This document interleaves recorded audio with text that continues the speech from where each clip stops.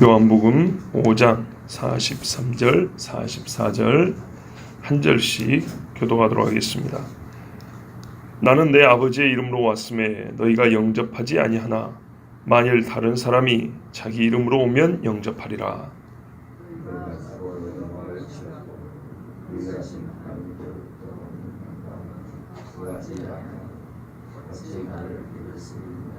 아멘. 예수님의 비유 중에 이 포도원 주인이 타국에 가면서 품꾼들에게 그 포도원을 맡기고 간 그런 이야기가 있습니다. 그리고 이제 추수할 때가 되어서 다른 종들을 보냅니다. 소출을 주인에게 그 이제 수익을 가져오라고 이렇게 보내죠. 그랬더니 이 품꾼들이 종을 죽여버립니다. 한 두어 명 이렇게 죽인 다음에 주인이 아들을 보냅니다. 그러면서 내 아들은 공경하리라. 이제 마태복음 21장의 비유란 말이에요. 그런데 품꾼들이 어떻게 하냐면 잘됐다 이참에 아들이 죽어버리면 주인에게 후사가 없으니까 이 포도원이 우리 것이 되겠구나 그 욕심을 내서 아들도 죽여버립니다. 자, 그러면서 예수님이 이렇게 말씀합니다. 주인이 과연 어떻게 하겠느냐? 그러니까 듣는 사람들이 하는 말이 그거야 그 주인이 와서 이 품꾼들을 다 진멸하지 않겠습니까? 돈이 있는 사람이니까 뭐 군인들을 사오든지 국가에 말을 하든지 어떻게 해서든지 간에 이 종들도 죽이고 자기 아들 죽인 살인자들이잖아요. 남의 재산을 뺏으려고 했던 사람들이니까 그놈들 다 진멸하지 않겠습니까? 듣는 사람들도 다 알고 그렇게 대답을 한 겁니다. 예수님의 말씀의 결론도 그런 겁니다. 같습니다.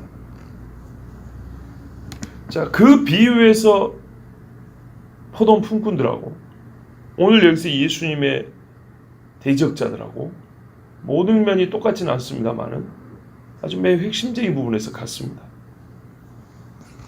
그게 뭐냐면 주인에 대한 거부입니다. 포도원 품꾼에 대한 품꾼들이 포도원 주인을 거부한 것이고 여기도 예수님을 거부하죠. 아들도 죽였죠. 그리고 또 하나가 뭐냐면 주인의 것을 빼앗고자 하는 이 반역적인, 왜냐하면 그냥 강도로 남의 걸 빼앗지만 종들은 주인을 섬기는 입장이잖아요. 섬기는 입장인데 주인의 것을 뺏기고자 했기 때문에 그냥 탐심이 아니고 반역적인 탐심. 요게 이 두 이야기가 똑같습니다. 자, 그 비유에서는 이해가 되죠. 주인을 거부하고 반역적인 탐심을 가진 품꾼들. 요게 지금 이 예수님의 말씀에도 이 두 가지를 찾을 수 있냐? 찾을 수 있습니다. 보십시오. 예수님께서 내 아버지의 이름으로 왔다 그랬습니다.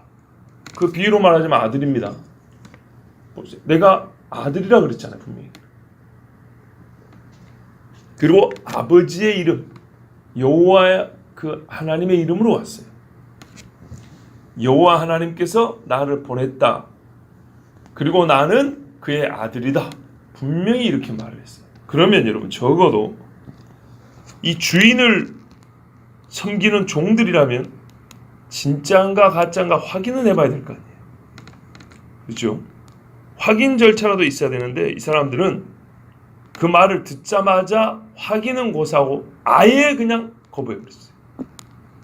그렇죠? 예수님이 내가 하나님의 아들이라 그러니까 이게 진짜냐 가짜냐를 확인하지 않냐고 그 말 자체를 가지고 너는 죽어야 된다 그랬잖아요. 이 말은 실상 이 사람들이 메시아의 도래, 메시아가 오시는 것을 실제로는 원하지 않았다는 것을 말합니다. 지금까지 예수님이 하신 일과 말을 한번 잘 생각을 해보세요. 지금 예수님 사역 초기입니다. 그죠? 초기에. 뭘 얼마나 어떤 그들을 불쾌하게 하거나 그들을 뭐랄까요? 이 궁지에 몰아넣는 그런 행동을 하셨냐면 별로 한 게 없어요. 예수님이 무슨 해로운 일을 한 게 없어요. 물질적인 요구를 한 적이 없고요.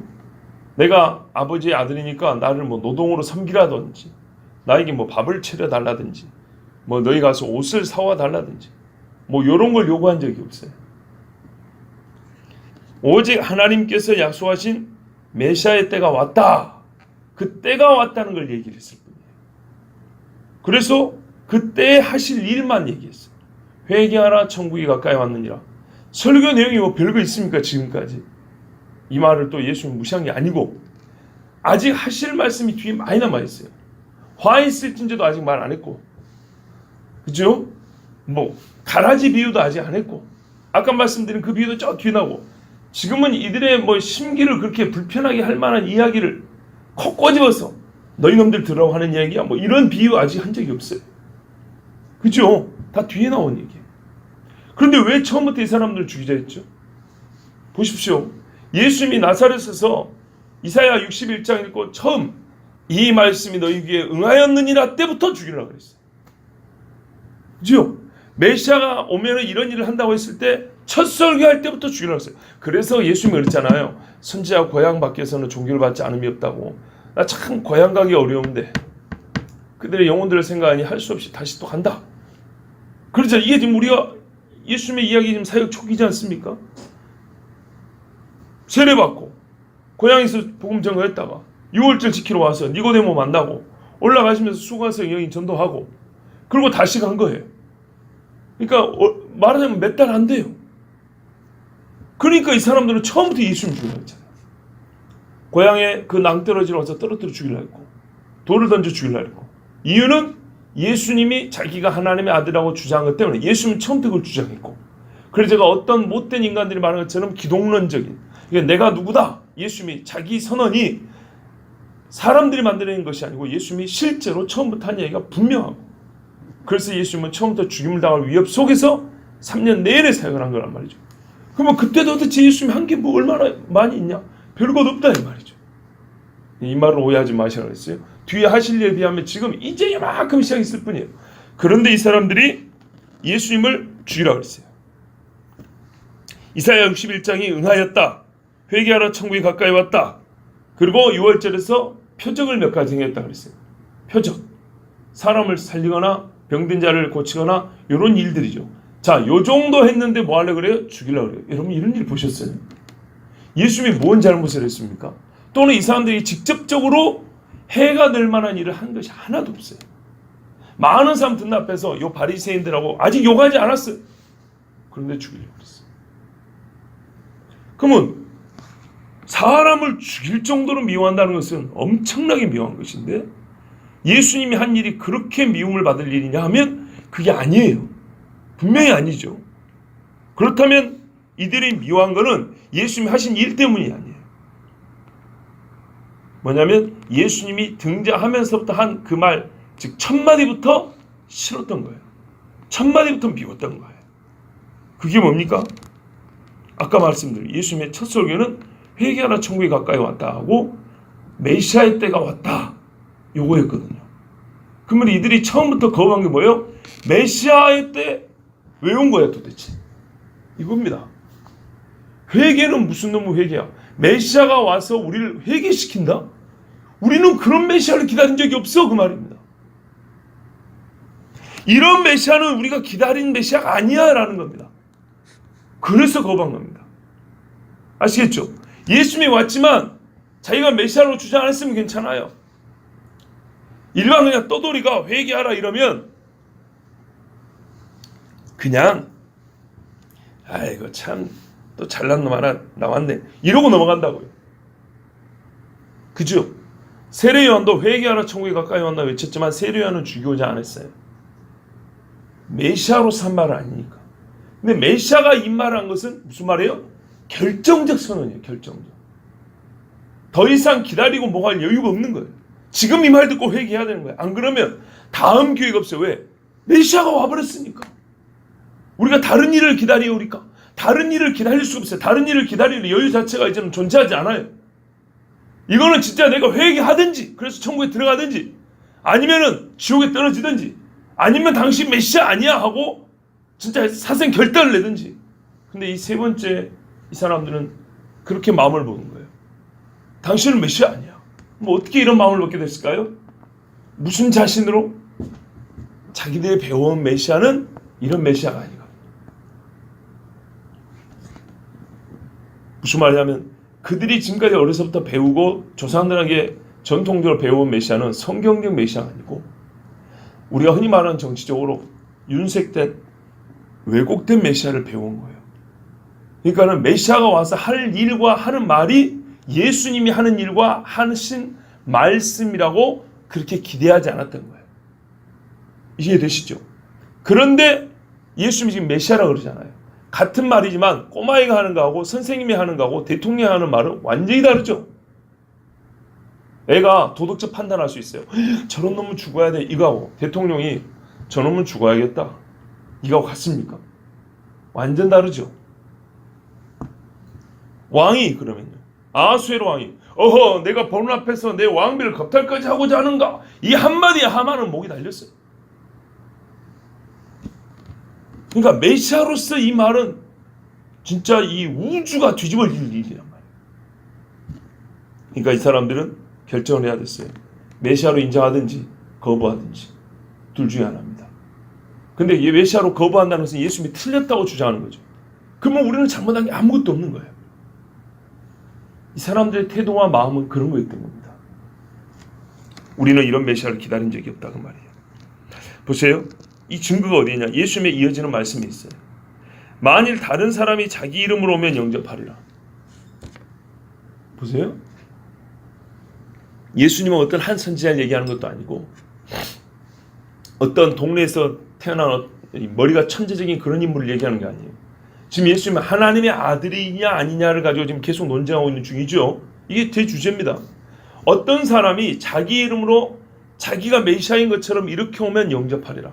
하나님의 이름이 아니라 순전히 인간의 이름을 갖고 인간적인 어떤 목적과 의도를 가지고 오면 그러면서 메시아라면 너희는 영접할 거다. 예수님의 메시아됨, 하나님의 아들됨을 지금 가지고 싸우고 있는 중입니다. 이게 말이 기록이 안 됐지만 이게 담겨져 있는 뜻입니다. 어떤 사람이 자기 이름으로 주방장, 인류 주방장이라면 영접하리라? 그런 말이 아니라고요 지금. 유대인들의 사고에 부합하는 일이 될 것이라는 얘기입니다. 다른 사람이 자기 이름, 사람의 이름으로 메시아로서 오면은 오히려 너희는 그런 사람을 영접할 거라는 거예요. 그러니까 다른 기대를 갖고 있는 거죠. 같은 인간적인 관점에서 그게 딱 매치되니까 영접할 거라 이런 말이죠. 자기 이름으로 오는 자를 영접하는 것은 유대인의 신앙관과 원래 어울리지 않습니다. 선지자 중에 한 사람도 자기 이름으로 온 사람이 없습니다. 나 아모스야, 나 미가인데 이렇게 온 사람 없습니까? 누가 물어볼 때야 이름을 말하죠. 하나님의 말씀으로 여호와께서 가라사대 이러고 옵니다. 근데 너 누군데 도대체 여호와께서 가라사대 하면 그러냐? 아, 나 저기 남쪽에 뽕나무 치던 아모스인데 나 뭐 선지자라고 불러줄 것까지도 없어. 나는 그냥 하나님이 시키니까 할 수 없이 농사짓다 와서 지금 외치는 거야. 들어봐 이랬단 말이에요. 자기 이름을 들으려고 이런 일이 없어요. 이게 유대인의 신앙관에서 사람이 자기 이름 온다는 것 자체는 그 자체 거짓 선지라는 뜻이에요. 어울리지 않아요. 근데 어떻게 해요? 예수님 당시 이 사람들은 오히려 이 거짓 선지자라는 증거가 오히려 그들의 마음에 합당하다는 거예요. 그만큼 하나님의 뜻에 합당한 하나님이 말씀한 메시아는 그들이 기다린 메시아상과 이미 완전히 많이 틀어져 버렸다는 거예요. 그들이 이와 같은 사람을 영접한다는 것은 원함과 일치하기 때문에 그들의 원함과 예수님은 그들이 원했던 바가 아닌 거예요. 아브라함의 후손으로서 자기들의 의를 인정해주고 로마인들과 이방인들의 불의함을 드러내고 심판하는 메시아를 원했던 겁니다. 우리를 불의하다 하는 메시아가 아니고 어찌 우리 편이 우리를 보고 불의하다고 회개하라 한다 이 말입니까?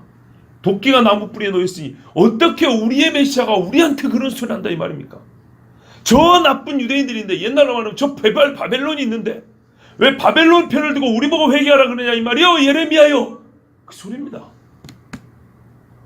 이해되시죠?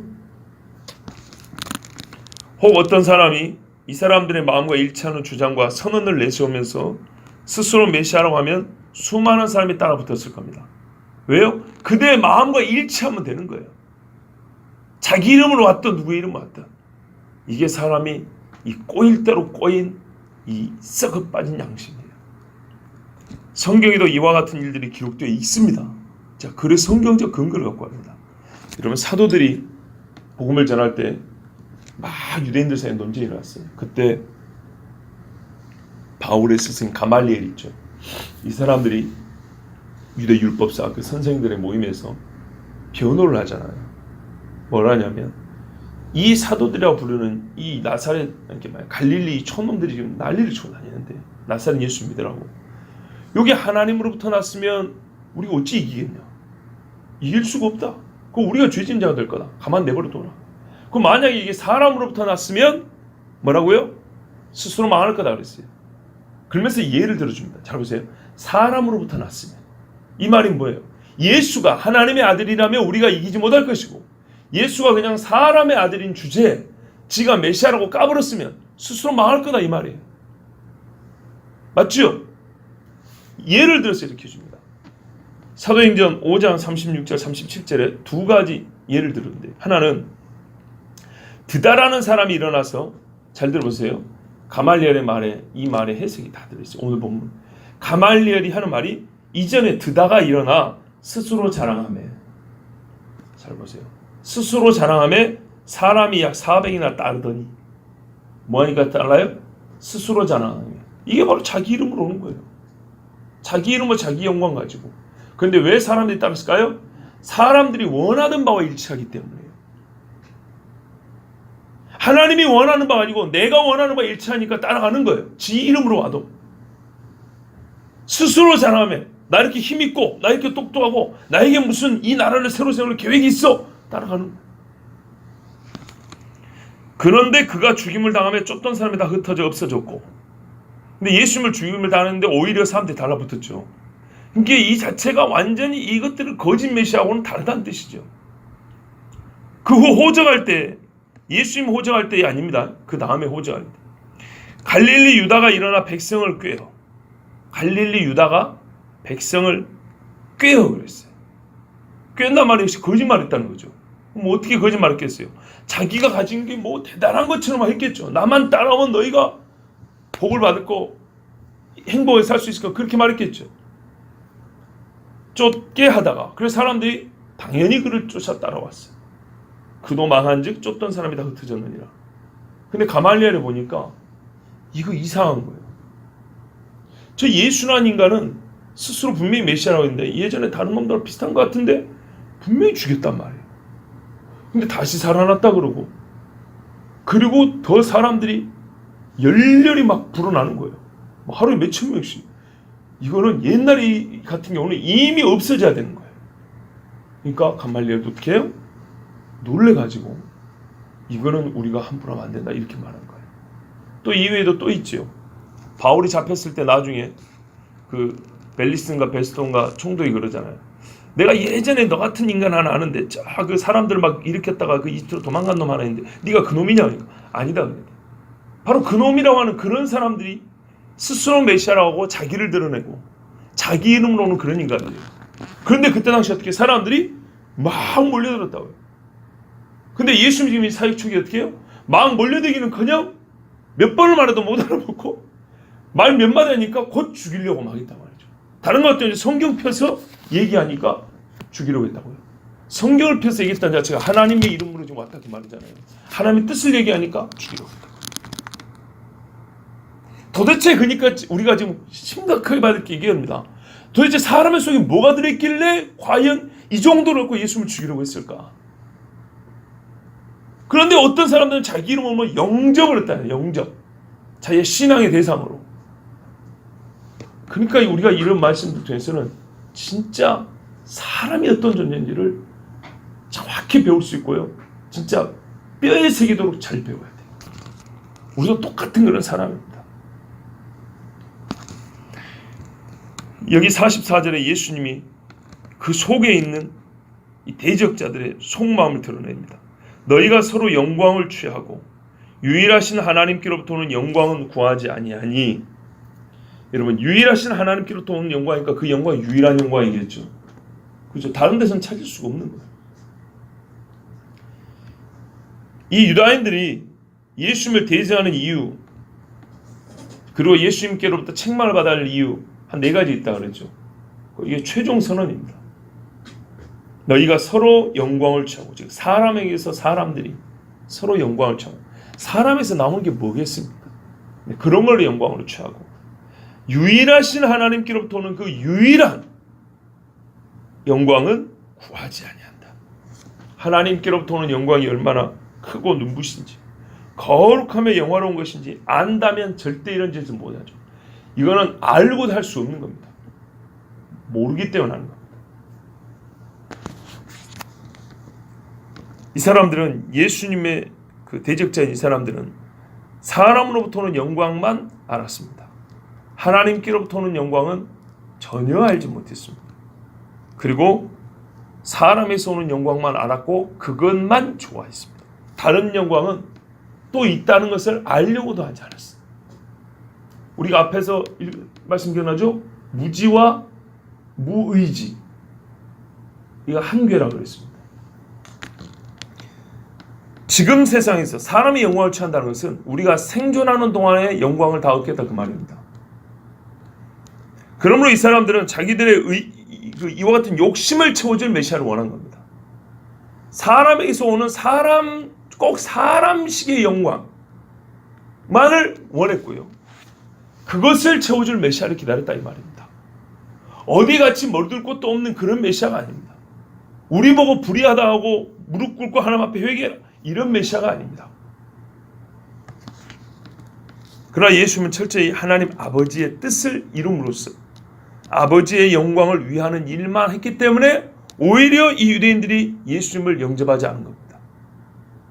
이렇게 최종 목적이 다르기 때문에 예수님을 영접할 리가 없죠. 어찌 나를 믿을 수 있겠느냐? 절대 불가능하다는 얘기입니다.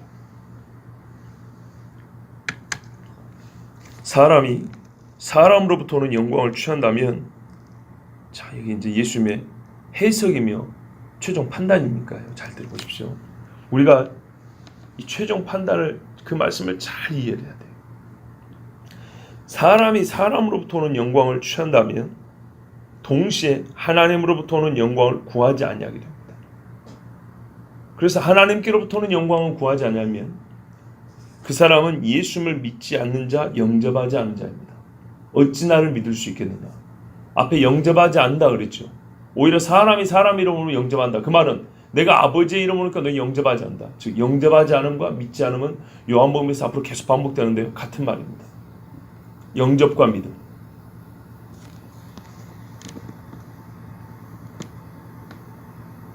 이런 사람들은 구원받지 못한 사람이고 사람이 자기 이름으로 오면 그를 메시아로 영접할 사람들입니다. 우리는 여기서 역시 어제와 그제에 이어서 또 중요한 교훈과 통찰을 배웁니다. 오늘 두 가지 되는데요. 첫째는 뭐냐면 하나님으로부터 오는 영광을 구하지 아니하는 자라는 것을 우리는 축소해서 보려는 경향이 있습니다. 그러나 예수님은 그 실상은 우리가 이 보통 사람들이 생각처럼 축소해서 볼 게 아니라는 겁니다. 이 일의 죄의 크기 본래 사이즈는 어떤 거냐면 구원을 못 받는 겁니다.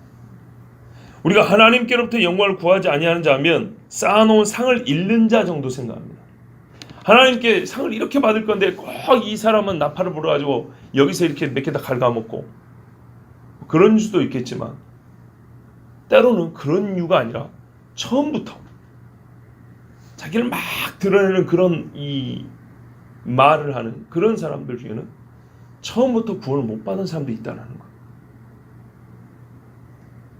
쌓아놓은 상을 몇 개 까먹는 정도가 아니라 처음부터 하나님 앞에 구원을 못 받았기 때문에 무슨 일을 할 때마다 사람에서 영광을 구하려고 애를 쓰는 그런 경우도 있다는 것을 우리가 절대로 간과하거나 가볍게 보면 안 됩니다. 이 말은 하나님께 영광을 받는 자는 사람에서 어떤 칭찬도 듣지 않아야 된다, 뭐 그런 말은 아닙니다.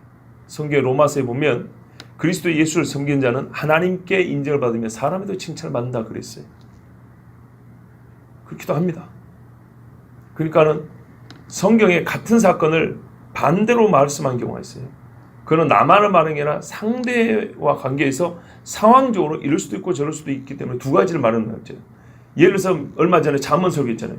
미련한 자의 대답을 따라 대답하라. 미련한 자의 대답을 따라 대답하지 말라. 두 가지를 얘기했죠. 예. 그런 것처럼 하나님을 잘 섬기면 사람의 칭찬을 받지만 또 어떻게 해요? 사람에게 미움을 받기도 해요. 불화가 생기기도 한단 말이죠. 그런 게 있는 것처럼 꼭 사람에게 꼭 미움을 받아야지만이 그 사람이 하나님께 영광을 구하는 사람이냐, 그렇게만 볼 건 아닙니다. 근데 지금 이 말씀의 이제 맥락 안에서는 잘한 일에 대하여 칭찬을 듣는다는 말 이상이 이 영광이라는 말에 담겨 있다는 것을 우리가 생각해 봐야 됩니다. 잘 보세요.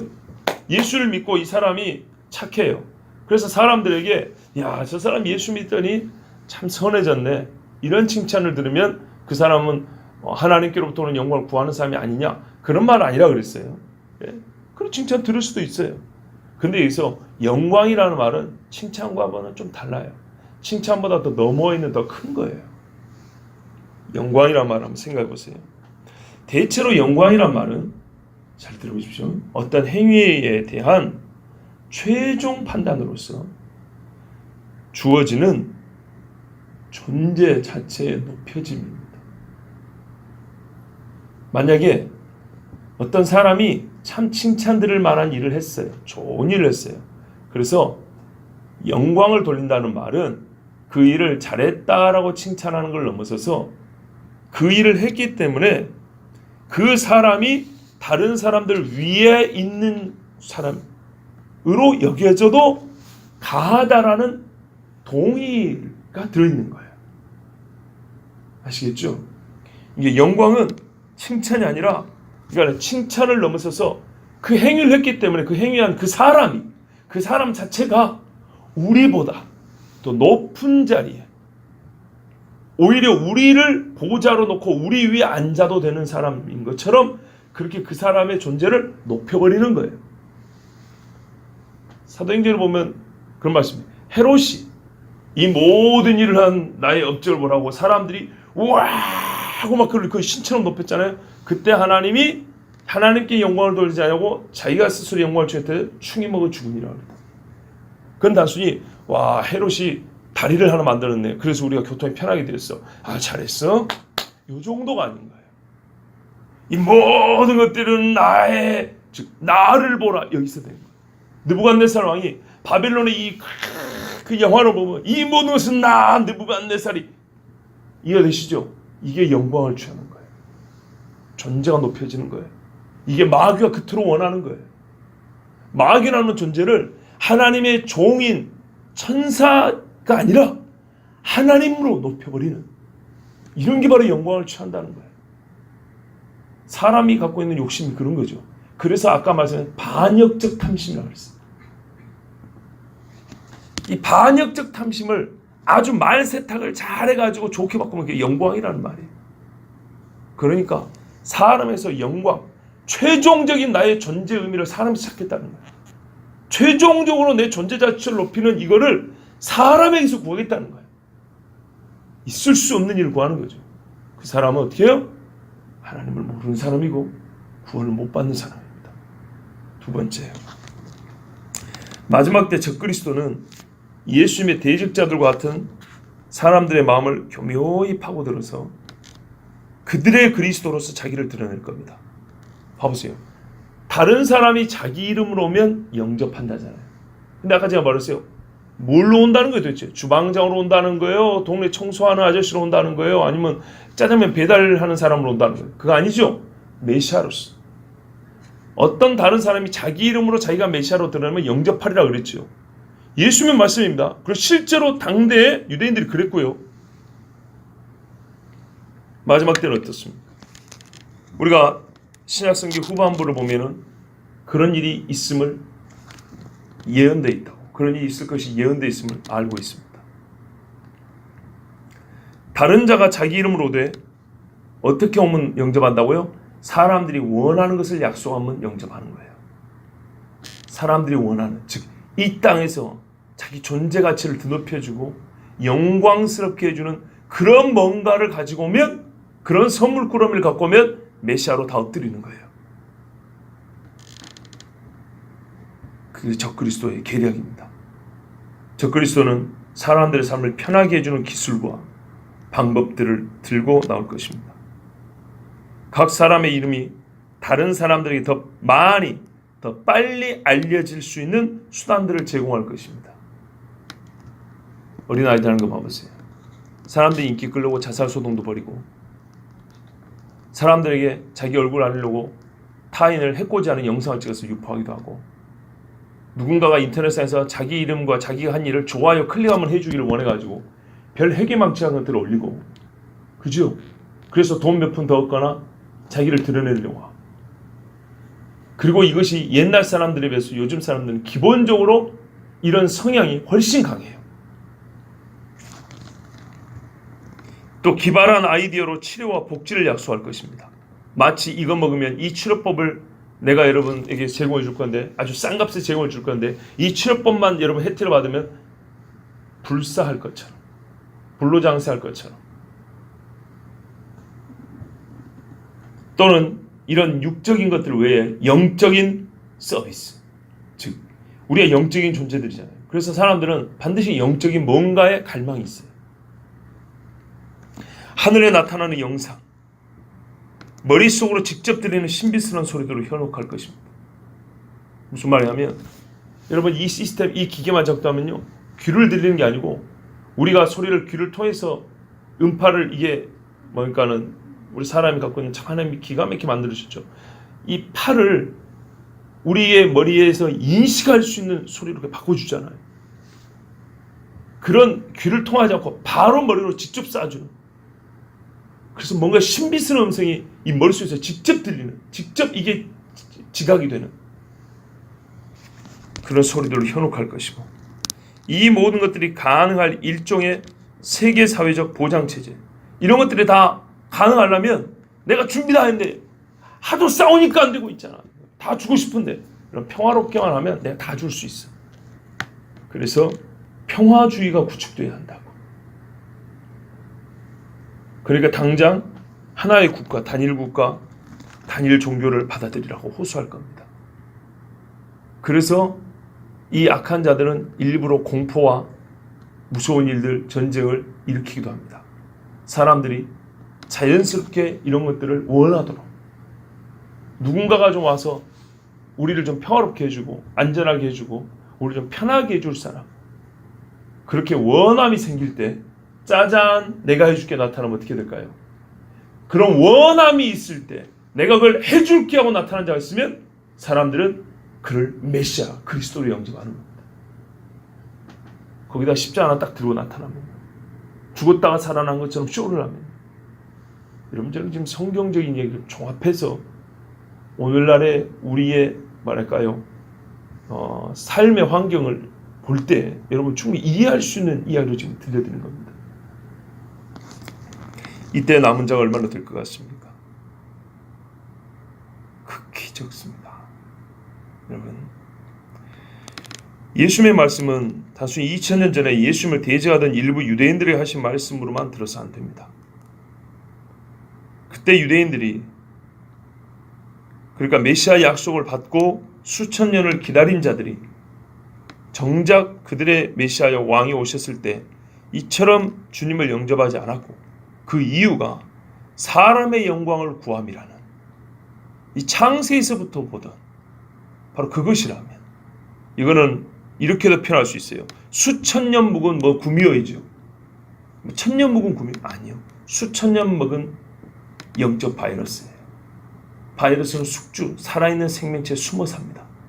그리고 때가 되면 병을 쫙 일으키고 자기를 살게 했던 숙주인 이 몸을 죽여버립니다.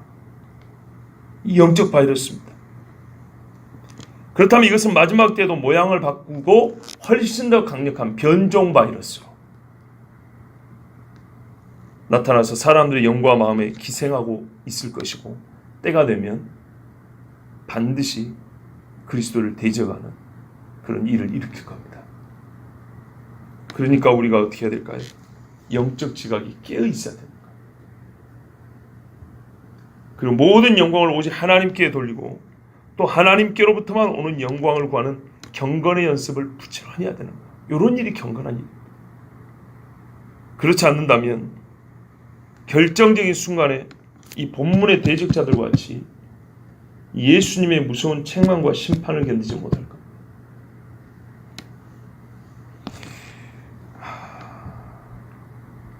시편 62편 7절 말씀이 오늘 말씀의 결론으로 주어질 수 있습니다.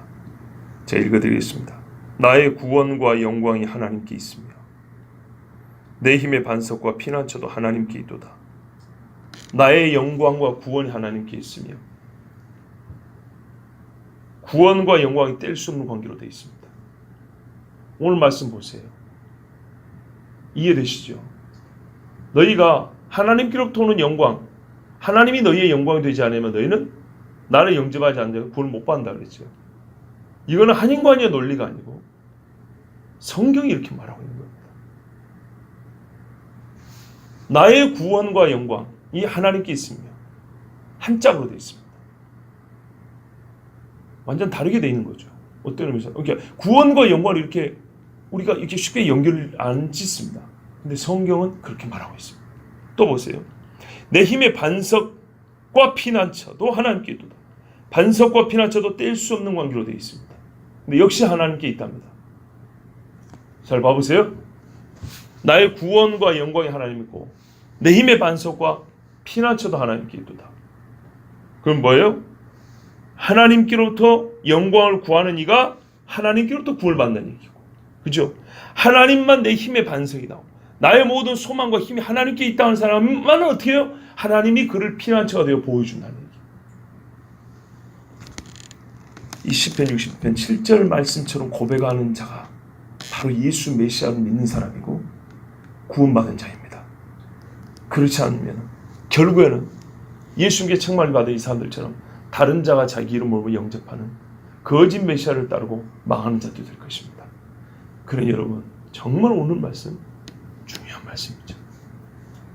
우리가 사람에게서 나의 존재 가치를 높이려는 영광을 구하지 말고 완전하게 하나님께 영광, 하나님께로부터 오는 영광을 구하는 구원받은 증표를 가진 하나님의 사람들 되길 바랍니다. 기도하겠습니다. 하나님 아버지, 오늘도 사랑해 주셔서 감사합니다.